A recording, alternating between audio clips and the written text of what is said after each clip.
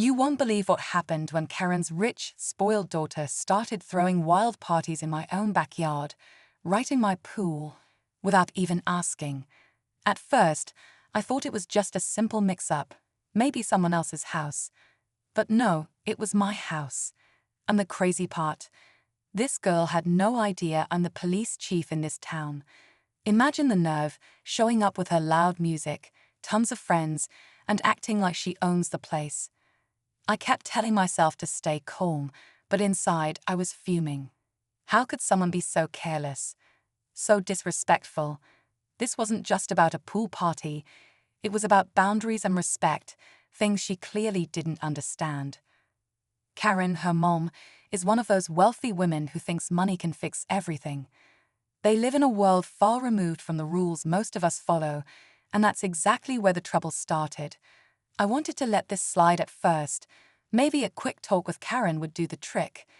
But every weekend, without fail, the parties kept coming back, louder and more out of control. The noise, the trash, the complete disregard for my neighbors. It was like living next to a storm. But the biggest surprise, when I finally confronted her, she had no idea who I really was. The police chief. The person who would shut those parties down in a heartbeat. Now, I'm stuck trying to figure out how to handle this without turning a family feud into a full-blown public mess. Should I use my authority or find another way to make them understand? And what happens when Karen steps in, thinking she can smooth things over with money and influence? This isn't just about a pool or some loud music anymore. It's about respect, power, and how far someone will go when they think the rules don't apply to them.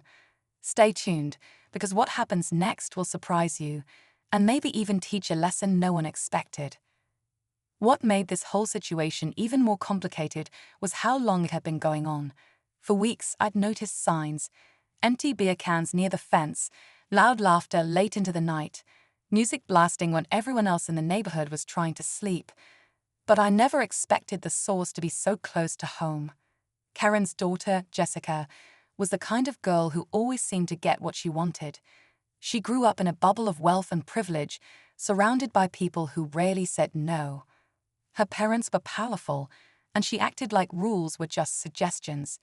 Yet, she had no clue I was the police chief, the person responsible for keeping the peace in this quiet town.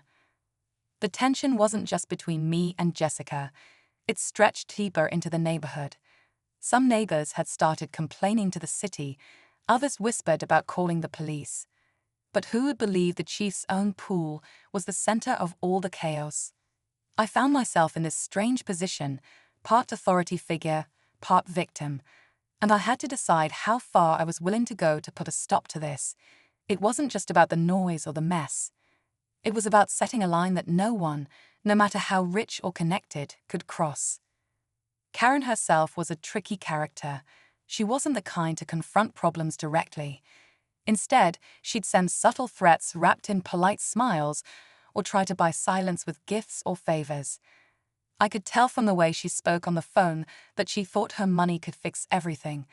And maybe she was right, at least for most people.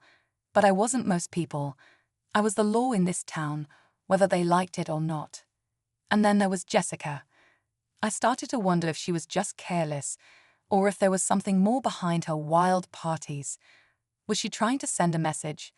Or was this all just teenage rebellion taken too far? The more I watched, the more I realized this wasn't going to be a simple situation to solve. The stakes were higher than just a pool or a noisy party.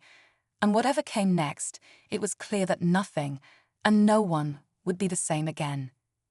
As the parties kept happening, I started noticing more about Jessica's world, and it wasn't always perfect as it seemed.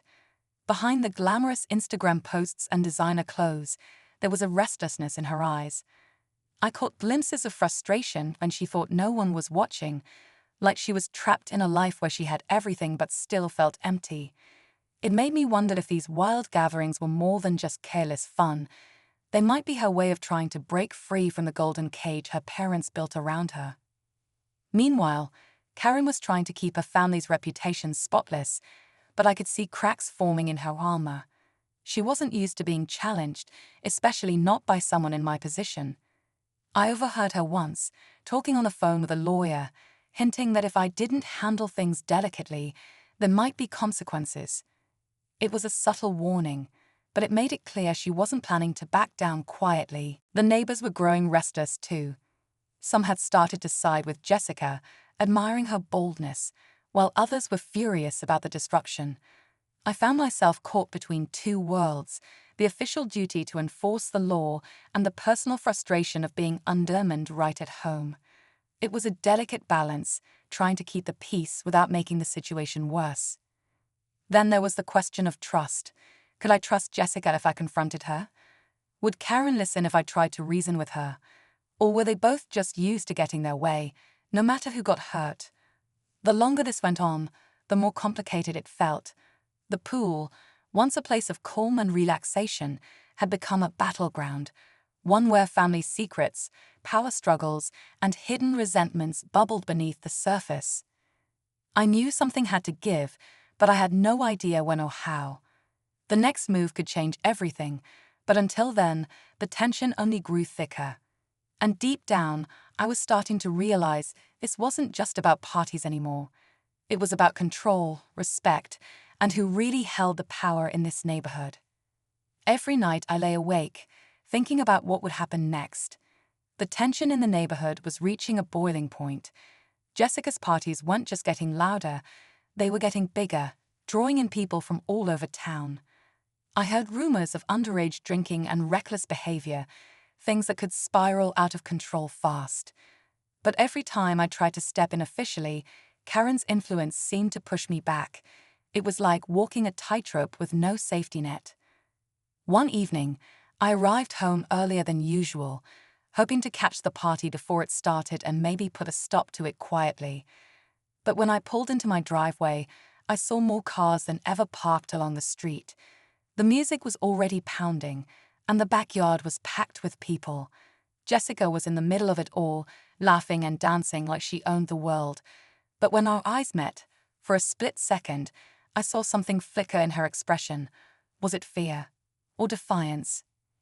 That moment made everything more real. This wasn't just a nuisance anymore. It was a clash that could explode at any second.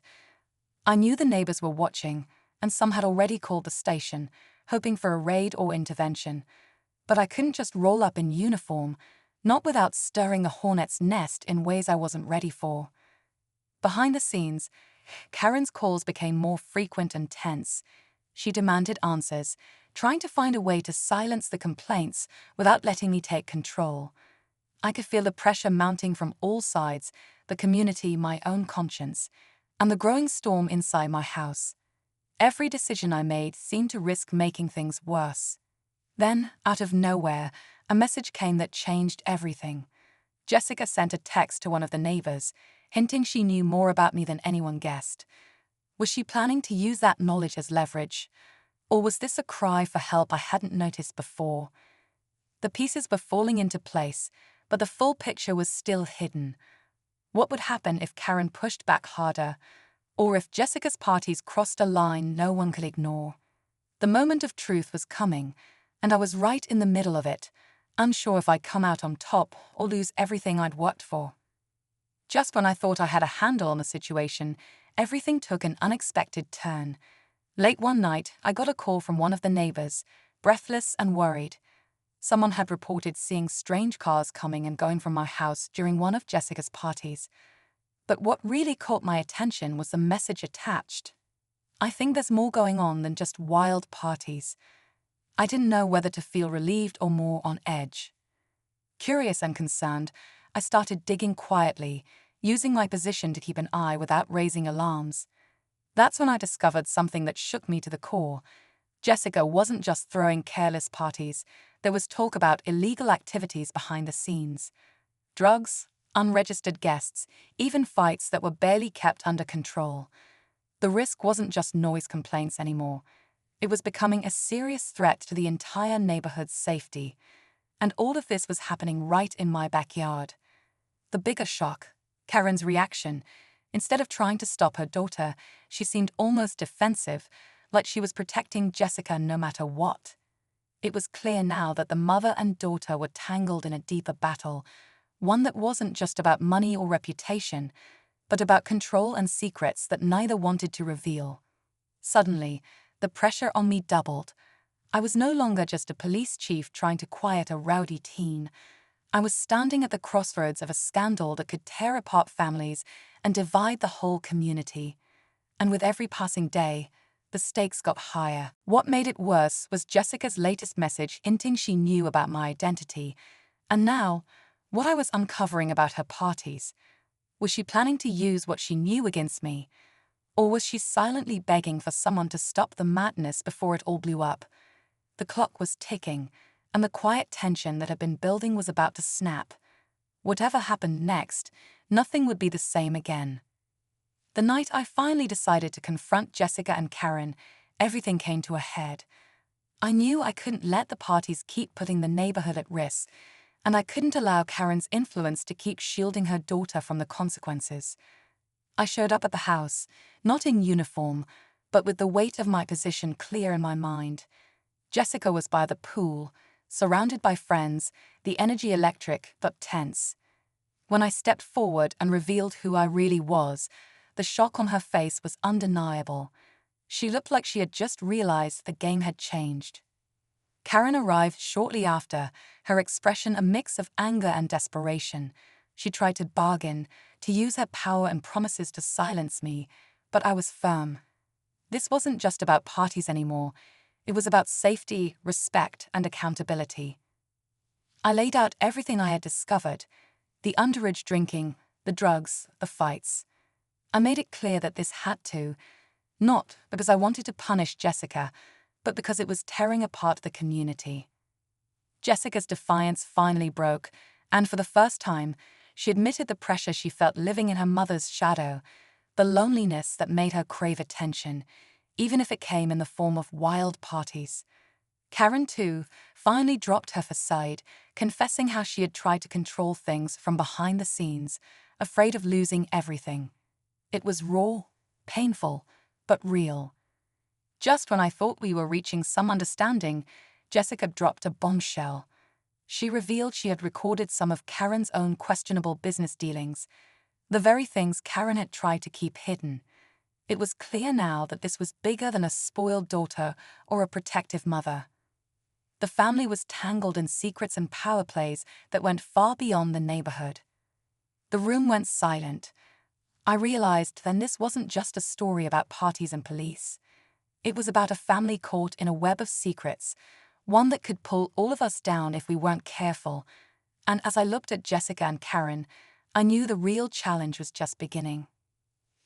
After Jessica's revelation, the tension in the room didn't vanish, it shifted. Karen's face drained of color, and I saw the walls she'd built around herself beginning to crumble. It became clear that the wild parties were just the surface of something much deeper.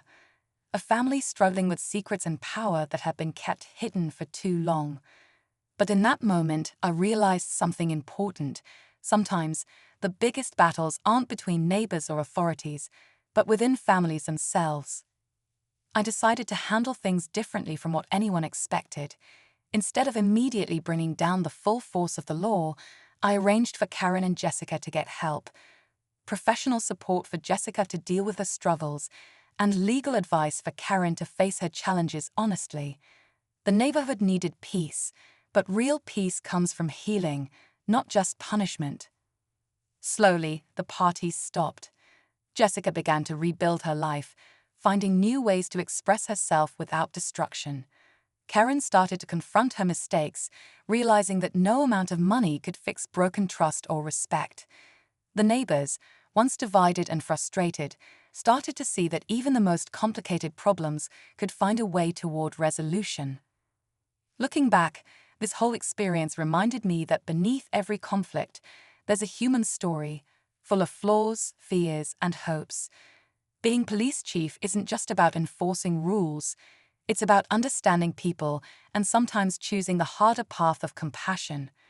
So, if you ever feel like someone's crossing your boundaries or causing chaos in your life, remember there's often more beneath the surface. And sometimes, the best way to solve a problem is not with force, but with patience and understanding. Thanks for sticking with me through this story. If you've ever dealt with a situation that seemed out of control, I'd love to hear your thoughts. Don't forget to like and subscribe for more stories like this. Until next time, stay safe and take care.